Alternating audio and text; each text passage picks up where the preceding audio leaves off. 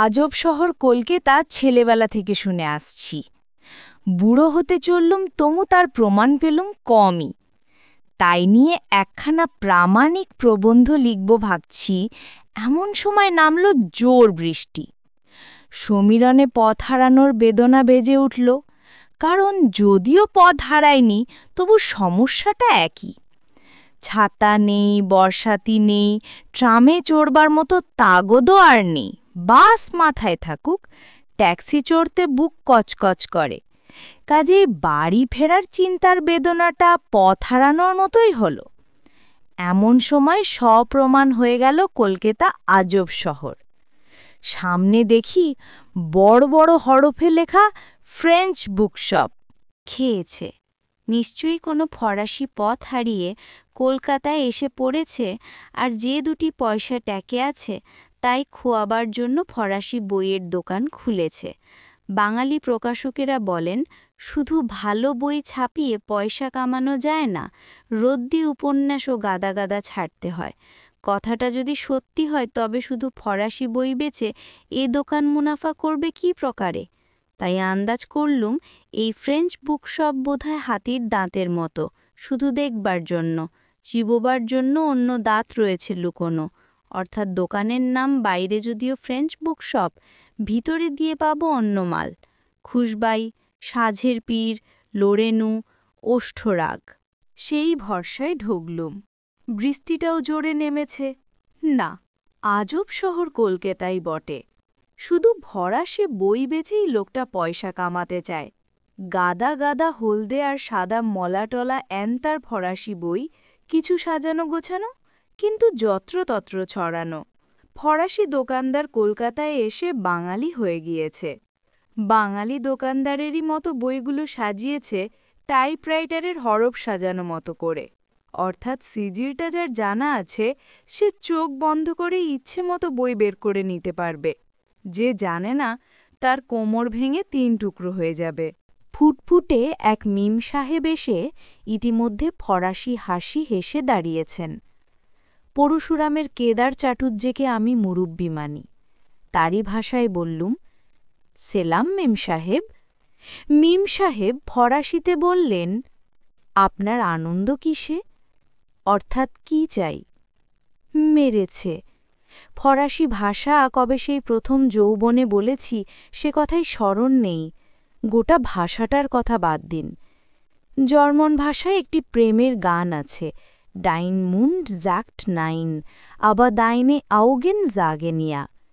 অর্থাৎ তোমার মুখ বলছে না, নো, কিন্তু তোমার চোখ দুটি বলছে হ্যাঁ, হ্যাঁ। কিন্তু ফরাসি জার্মানির দুশ্মন। জার্মান যা করে ফরাসি তার ঠিক উল্টো করাটাই জাত্যভিমানের কৈবল্যানন্দ বলে ধরে নিয়েছে। তাই নেমসালেক যতই মুখে ইয়েস ইয়েস বলেন, ততই দেখি তার চোখে স্পষ্ট লেখা রয়েছে নো নো।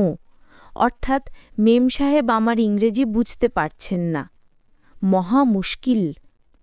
হঠাৎ কখন ফরাসি রাজদূত মসিও ফ্রাঁসোয়া পুসের নাম উচ্চারণ করতে গিয়ে বোধহয় কিছুটা ফরাসি বেরিয়ে পড়েছিল। আর যাবে কোথা? মেম সাহেব আদেশ দিলেন, মসিও ফরাসিতে কথা বললেই পারেন। বাঙালির জাত্যভিমানে বড়ই আঘাত লাগল স্বীকার করতে যে যদিও ফরাসি ভাষাটা কেঁদে কুঁকিয়ে পড়ে নিতে পারি, বলতে গেলে আমার অবস্থা ডডনং হয়ে দাঁড়ায়। ভাবলুম দুগ্গা বলে ঝুলে পড়ি। এম সাহেব যদি কলকাতার বুকের ওপর বসে বাংলা, এমনকি ইংরেজিও না বলতে পারে, তবে আমি ফ্রান্স থেকে হাজারো মাইল দূরে দাঁড়িয়ে টুটি ফুটি ফরাসি বললে এমন কোন বাইবেল অশ্রদ্ধা হয়ে যাবে? 10 বছরের পুরনো মোর্চে ধরা, জাম পড়া ছাতি মাথা ফরাসি তানপুরোটার তার বেঁধে বড়জলালের মতো ইমন কল্যাণ সুর ধরলুম। এবং কি আনন্দ, কি আনন্দ! মেম সাহেবও বুড়ো রাজা প্রতাপ রায়ের মতো আমার ফরাসি শুনে কখনো আহাহা, বাহাবা বাহাবা বলেন, কখনো গলা ছাড়িয়ে গান গাহ বলেন। এই হলো ফরাসি জাতটার গুণ। হাজারো দোষের মধ্যে একটা কিছু ভালো দেখতে পেলেই প্রশংসায় পঞ্চমুখ হয়ে ওঠে। আপনাদের আশীর্বাদে আর শ্রীগুরুর কৃপায় তখন ব্যাকরণকে গঙ্গাযাত্রায় বসিয়ে উচ্চারণের মাথায় ঘোল ঢেলে চালালুম আমার ধেনু মার্কা ফরাসি শ্যাম্পেন। মেম সাহেব খুশ, আম্মু তর। অতি সযত্নে তিনি আমার বইয়ের ফর্দ টুকে নিলেন। বইয়ে আসা মাত্র আমায় খবর দেবেন সে ভরসাও দিলেন।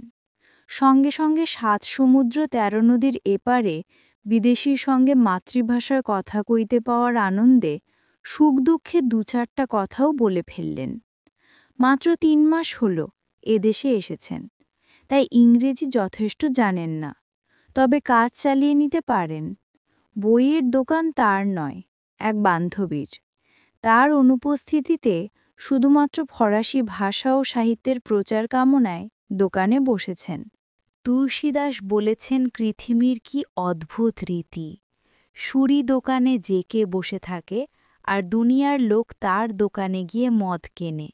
ওদিকে দেখ, দুধওয়ালাকে ঘরে ঘরে ধন্না দিয়ে দুধ বেচতে হয়। বুঝলুম, কথা সত্যি।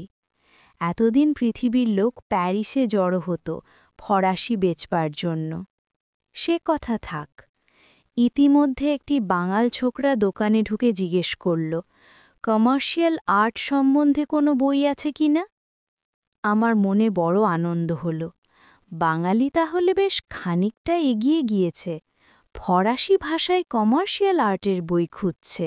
ততক্ষণে আমি একটা খাসা বই পেয়ে গিয়েছি। নুরনমবার্গের মোকদ্দমায় যেসব দলিল দস্তাবেজ পাওয়া গিয়েছিল তাই দিয়ে গড়া হিটলার চরিত্র বর্ণন। হিটলার সম্বন্ধে তার দুশমন ফরাসিরা কী ভাবো তারও পরিচয় বইখানাতে আছে।